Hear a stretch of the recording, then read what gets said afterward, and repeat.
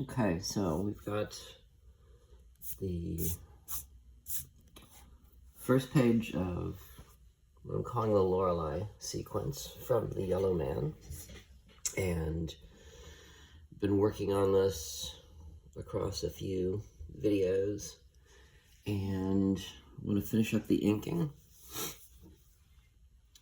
And we have here last two panels on the bottom tier, and I had to redraw them to reflect a change that I had made in the script.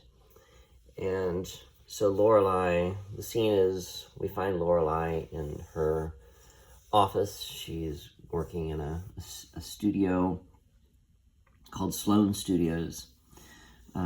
They produce content for comic books, and she's working on a book called The Magus, and she's sort of like a what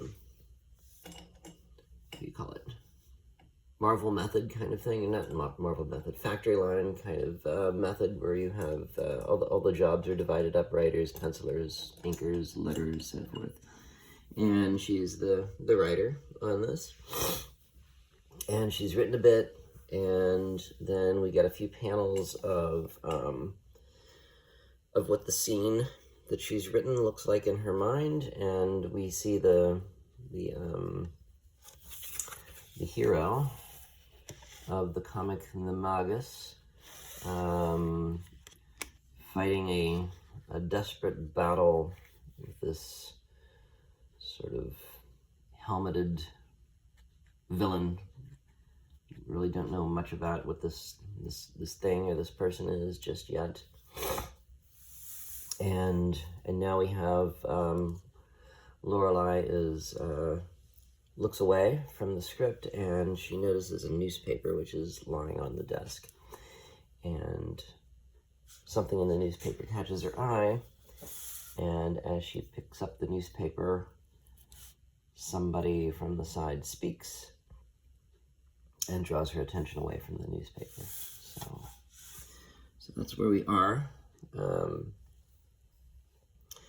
I'm using to ink, I'm using both a Hunt 102 nib in these wooden holders that I bought at some point, that I have for a few of my pen nibs. And for a while I was using, when I was doing Rhiannon, I was really using this Tachikawa Zebra G nib for pretty much everything. And it's nice, it doesn't give me quite as fine a line as the 102. And I'm finding that this Bristol board I'm using, it's really making the ink bleed. Every once in a while you get a batch of Bristol board like that where the ink sort of bleeds a little bit. And I find that the Zebra nib, it happens a lot more when I use it. Not so much with the 102. The nice thing about the Zebra nib is you can do curved lines, and you can kind of run against the direction of the nib, and it doesn't catch on the paper and sort of trip you up like the 102 does. It's so much sharper, has a sharper point. The Zebra nib has a rounder point. So I'm using mostly the 102 especially for the faces of the characters. So, and Winsor Newton Black India ink in my inkwell.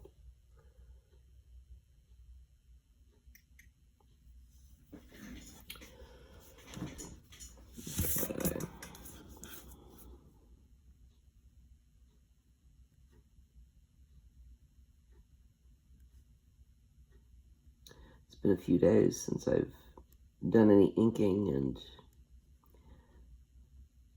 even a few days like that, I kind of feel like I get out of practice.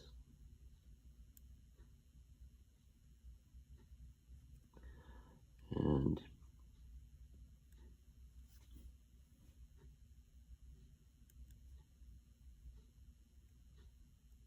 it takes a little bit to feel like I'm back at the feel of the inking again.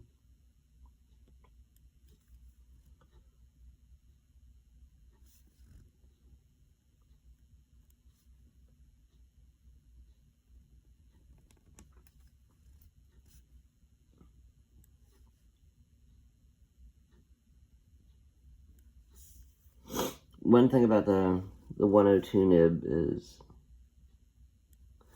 that it allows for such a fine line that I have to be careful. I don't want to go too fine,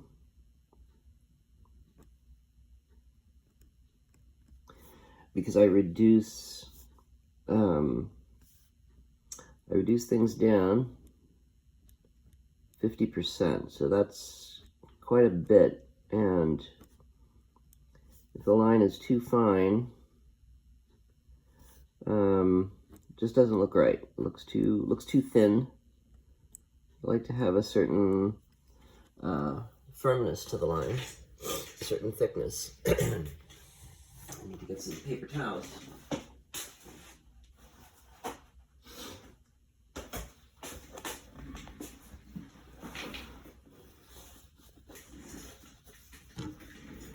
Okay, so I'm going to switch to a brush for Lorelei's hair. You'll have to excuse me the way I sound and my sniffling. I'm still getting over a cold that I got last weekend.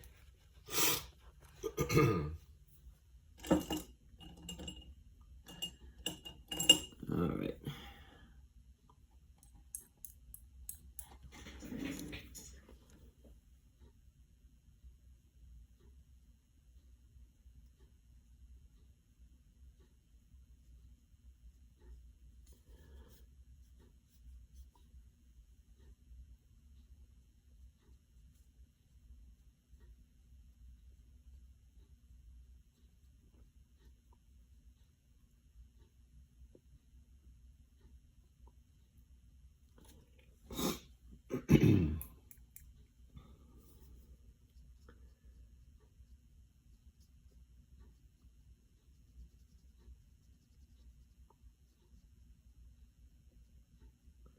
Sometimes I use the brush just to get the outline of her hair. She's got kind of a fluffy afro kind of hairdo.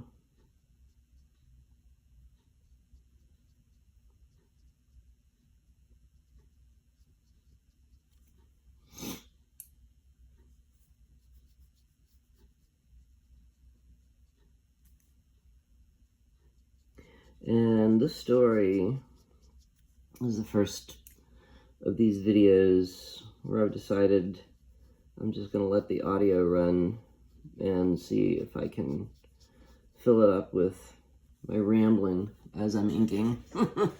For better or worse, we'll see how that goes. Instead of putting a music soundtrack on. The others, I've just been speeding them up and putting on old music. I used to have a bunch of music gear, and I had it set up in my bedroom, and it was easy. I just turn on the machines and plug in whatever guitar or whatever I was using, and just record whatever I felt, or whatever I had in my mind at the moment. And there were a few years where I did that a lot, and I ended up accumulating hours and hours of mostly unfinished music, a lot of it on 4-track old 4-track cassette recorder before I eventually had a computer that was suitable for recording on.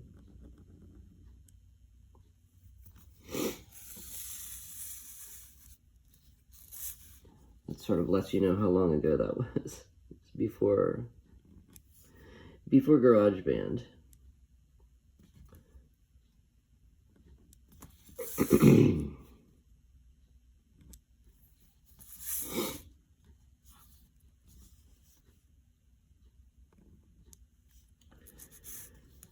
And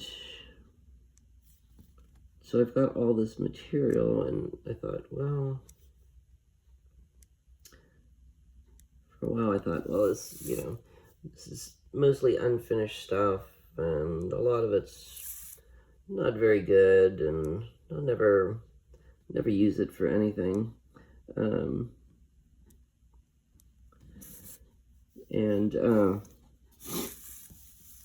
Yeah, quite honestly, a lot of it is pretty bad, kind of embarrassingly so. But it's just been sitting there on tapes, mostly audio cassettes. And from time to time, some of it I would transfer over to my computer. Some of the stuff that I thought was more worth listening to from time to time.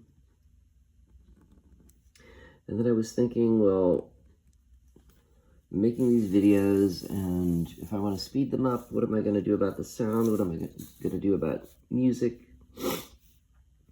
I don't want to use copyrighted stuff.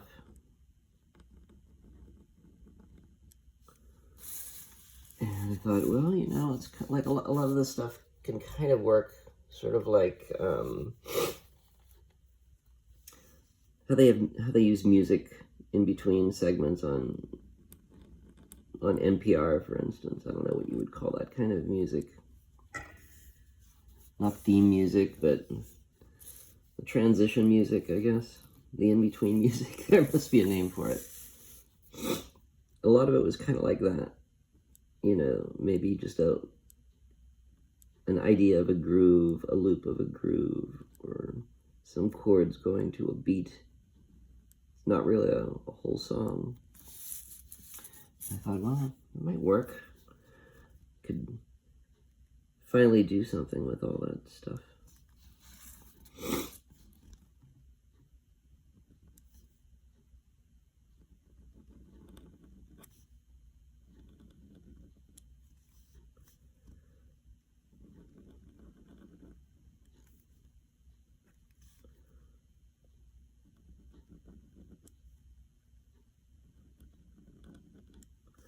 And it would save me from having to think of things to say, like right now.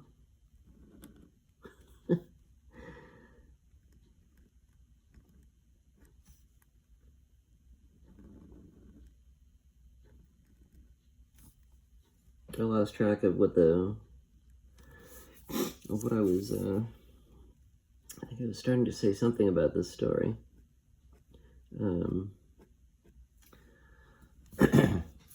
Yeah, just like that music, the script that I'm working off of is something that I've been playing around with for a long time. I began working on it shortly before I started working on Lucy in the Sky, which was our graphic novel, Kira and I, that came out in 2021. And that book took a long time to make. I really began working on it in earnest, aside from a few sample pages that we had given to our agent to try to shop around.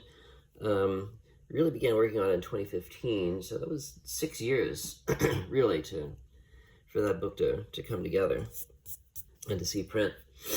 And one of the reasons it took so long is we had our first child in shortly before we got a contract with First Second. And so having a baby slows things down. And then, over those 6 years, we had 2 more babies as well. All 3 of our children were born during the time that I was working on Lucy in the Sky. And so, so that project took precedence. And then after Lucy, we were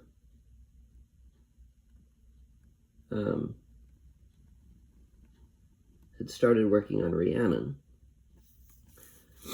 which was the second one that we were to deliver for First Second. And we just got done with that. Actually, it's not finished just yet. It's in the production phase, but the artwork is done. I just have to do a few more things for the cover, and we'll have a final round of edits.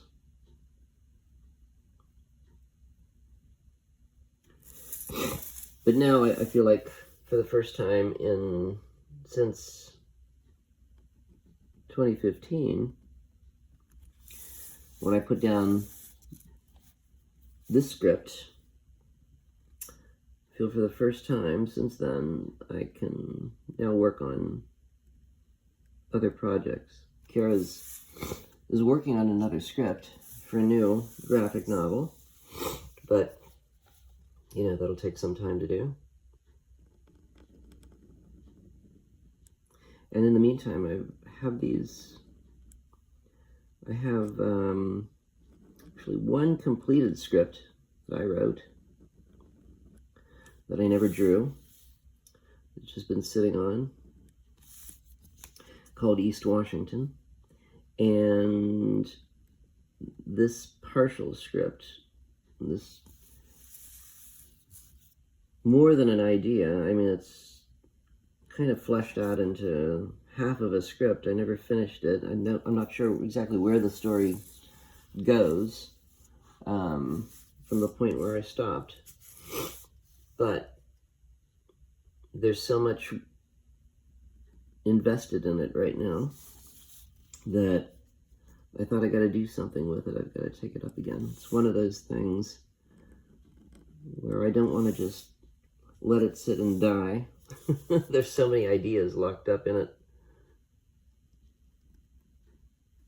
And I've reworked it so many times when I've had spare moments here and there. It's not like I've actually it hasn't just been sitting. I have come back to it, but I haven't been able to spend any extended period of time on it. So lots of sketches, sort of reworking a lot of the characters. Lorelei is a bit different. Lorelei has been in the story since the beginning. But she's kind of moved up into the main character now. I've decided that she needed to replace the character that I had as being the central character. Decided that the story is more about her. So I've been reworking it a bit.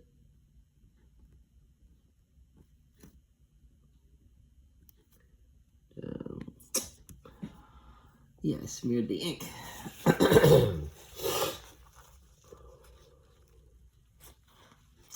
This ink I'm using right now, it's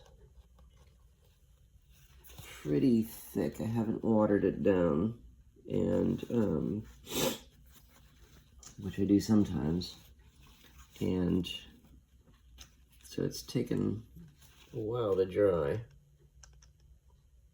And every once in a while I put my hand in it and I smear it. So I'll have to fix that later. But, all right, trying to clean the 102 nib. And there we go. Okay.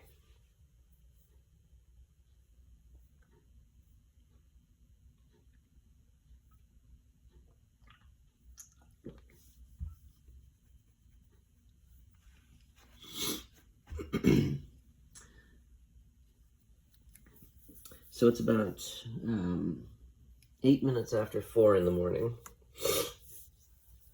This is when I work. I'm not a night person. I'm a morning person. I get up at 3 o'clock so that I can do this before I go to my day job. I'm a middle school teacher. And so I'm there till mid-afternoon. Doing that. And then I come home and I get to be with my family then. I usually come right home, start cooking dinner, and then shortly after dinner it's clean up and getting ready for bed for us. And I have an early bedtime along with the kids. Try to start getting settled about 7 o'clock. Get the kids in bed.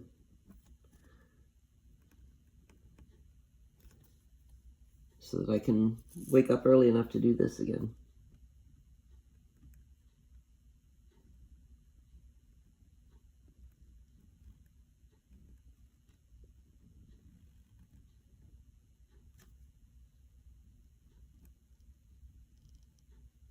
I could do it at night after everyone is asleep. I really need to do this stuff when I'm by myself. You can't do this kind of work with the distractions of, you know, of children and family. It's just like the writing part that Kira does. You need to, this is solitary work.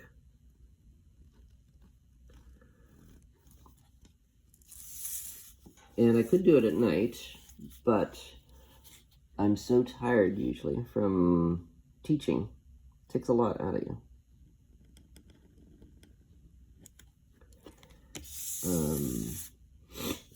Especially the age I guess any age really, but so I said middle school. I have in the past taught mostly middle school. This year I'm teaching the 5th grade though, which is not quite middle school. And you know, that age they're not little kids anymore, but they're not adolescents yet. They're in that in-between. They're tweens, as they call them. And they require a lot of energy. And at the end of the day, I'm very drained.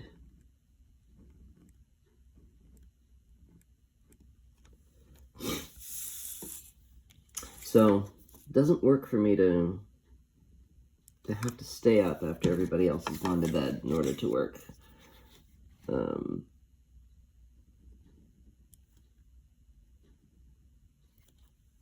a lot more capable of doing this type of thing when it's still dark out in the morning. And now it's October and it's staying dark later in the morning. And will continue to do so, of course.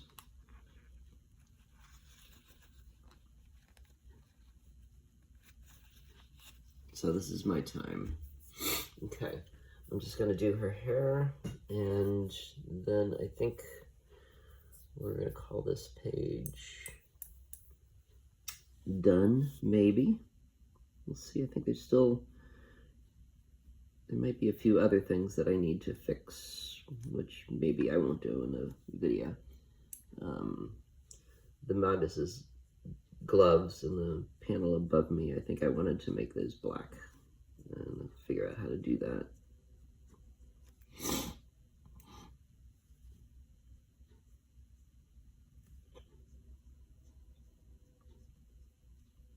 I'm not sure if I want to put much in the background here.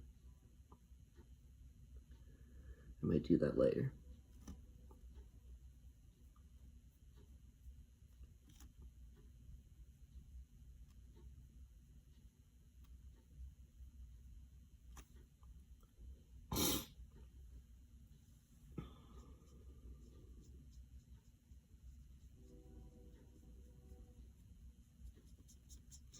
You hear the train. I often hear the train horn sounding as it goes by in the early morning. I kind of like that. When I lived in San Francisco, the sound I would hear in the quiet of the night would be the foghorns. Here I hear the train.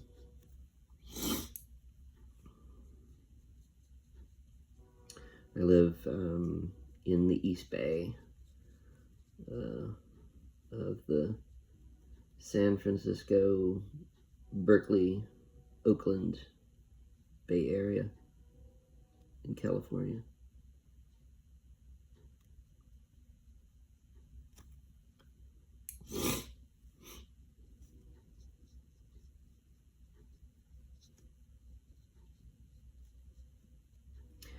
So this comic, the story, The Yellow Man, I haven't really said much about it yet. Maybe I will. I'll say a little bit more as we do more videos. This and the other script that I mentioned, which is called East Washington, the two stories that I plan on doing some more work on now that I'm in between other projects. They're both kind of like nostalgia projects.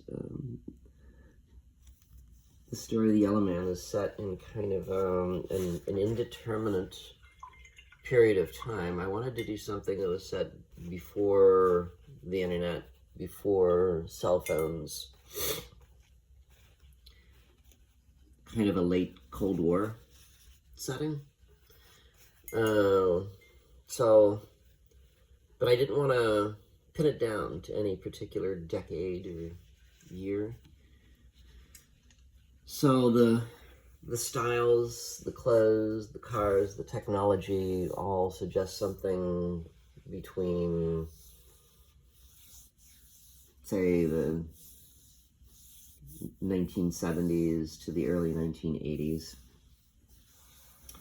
And it's set in a city that is not named, but is modeled after Pittsburgh, which is around where I grew up.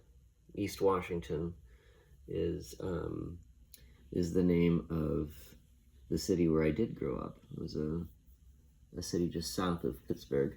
It's more of a small town, actually. Just south of Pittsburgh. So and that script, East Washington, is based on a good deal on my childhood. And it does take place in 1980. And the town is mentioned, obviously, in the title. It's called East Washington. And this one is more of I'm not sure how to describe this one, The Yellow Man. It's based around a kind of a Citizen Kane kind of premise. We have somebody who's just died, and then the characters in the story are all sort of, you have that in the background, which is sort of hanging behind all what the characters are doing throughout the story, is this cartoonist who has died, and the mysteries around some of the things, some of the circumstances of his life and his death. So I'll say more about that next time. I'm going to wrap up this video now. Thank you for joining, and happy reading.